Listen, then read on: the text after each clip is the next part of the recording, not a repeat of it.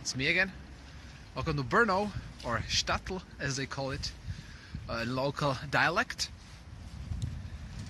It's a city in southeastern Czechia. Actually it's Moravia, this part of Czech Republic. And once again, German coach company Flixbus had a promotion, so I'm here and I will show you what can you see in one day. On the square of Brno is this black, long, thick thing. Can you guess what it is? Oh yes, of course, it's a clock. It's a clock. It resembles a clock, doesn't it? Right? It does. This clock is very ancient. Nobody knows how to read the time anymore. But it was built to commemorate a battle in the 30 Years' War when the Swedes were surrounding the city. The city was under siege for 112 days. And the Swedes decided that they will perform one last attack, which will last until noon, and then they will give up and they will go away. And the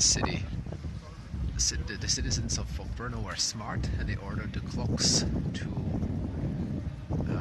ring the bells at 11 instead of 12. So the Swedes thought earlier that it's already noon, and they left. And now, inside of this clock, at 11 there are 4 holes like these. At 11 o'clock you will put your hand inside, and one of the 4 people will be lucky and they will receive the glass ball every day at 11. So this is a very interesting monument remembering the victory against the Swedes, at least not the city of Brno not getting conquered. And the design is controversial, I would say.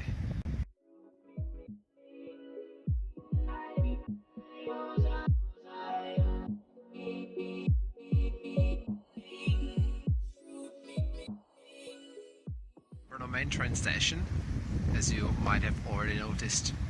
When I go somewhere, I like, if it's possible, to go outside the city to see something, because you can travel, you can experience something else than just the center, just the people. So today I'm going to Macocha Abyss. It's a very deep hole in the ground. First we'll take a train and then a bus. So let's go.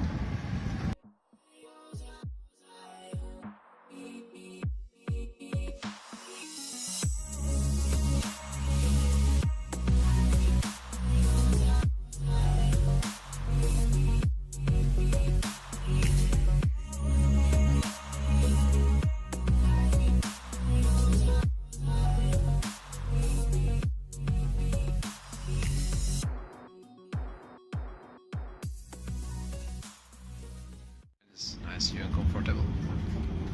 And we are heading to Blansko station, and then it will transfer to a bus. And well, I'm quite surprised. The Czech National Railway Company has Wi-Fi. That was not in practice a couple of years ago.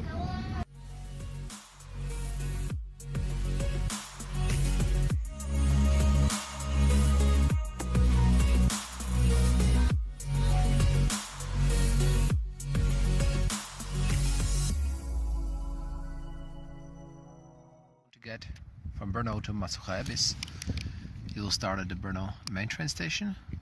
You will then go to Blansko by regional train, and then you will transfer to bus, and you will arrive to Vilémovice, which we are here. It's specifically the bus stop is Vilémovice Macocha Rozcestí. You can take bus number 232, and you need to buy a ticket I made a small mistake. You should buy 5 zones instead of 4. I bought 4 zones so that I need to buy like additional 1 zone. But if you buy 5 zones, you can buy them at the train station. It will be like 42 Czech crowns one way. And now we are heading this way to the Macocha Abyss.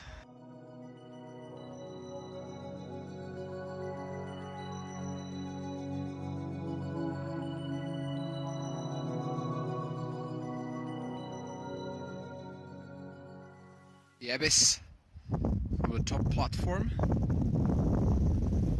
There's the bottom one. Underneath there are tens of kilometers of caves. Some of them are accessible. I want to point out that you are here, Macocha Abyss, Punkevní jeskyně. Punkevní caves. They are very, very beautiful. And also I would recommend you to go to Kateřinská jeskyně, Kateřinská cave. There is also a ruin of a medieval castle.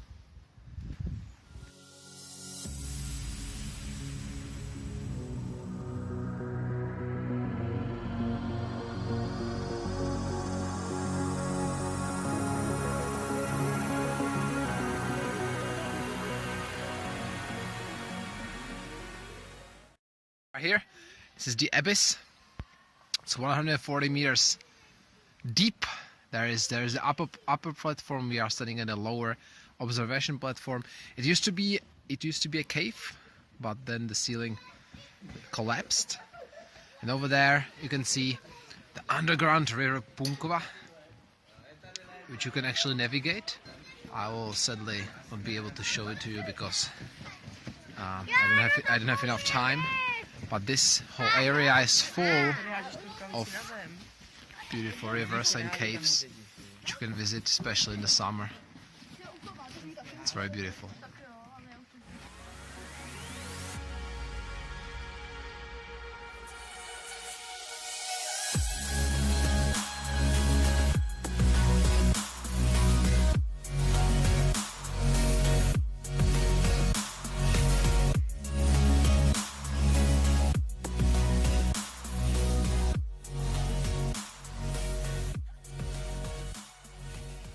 For a bus to go back to Brno. This is the same bus stop as before. Just a couple more information. The fastest you can get here, at least just to see the abyss, it took an hour from Brno. Then the trip from the bus stop to the abyss and back, it's about an hour, and then an hour back. So together it's 3 hours, and that's just if you want to see the abyss. If you want to know the area a little bit, if you want to see some of the caves, I think it can easily take half day. So plan accordingly. And now I'm going back to Brno.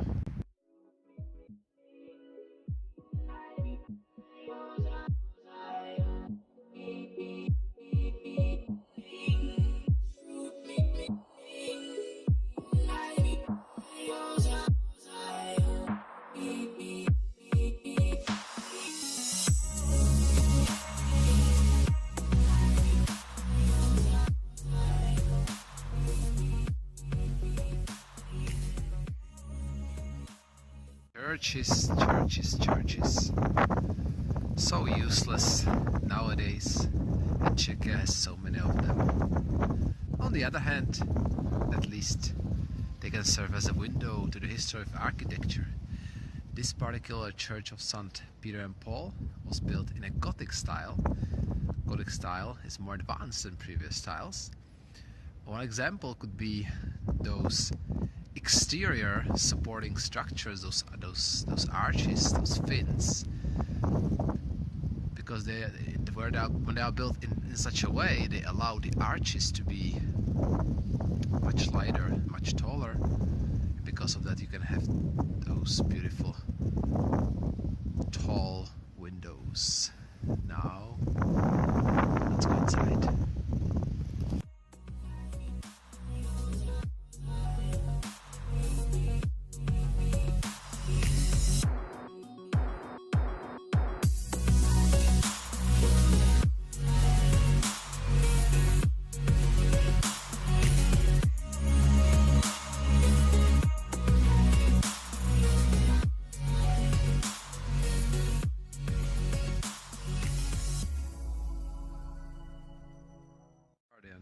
Czech president, because his name is Zeman.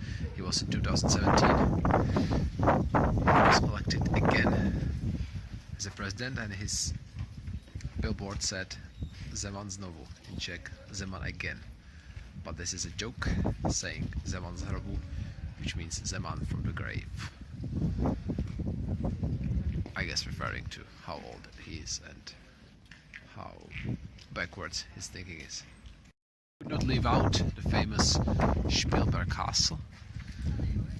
It was formerly the seat of migrants of Moravia, the kings of the past, and later it was actually the seat of one Holy Roman Empire. Holy Roman Empire was a huge empire in the medieval, from Germany to Italy.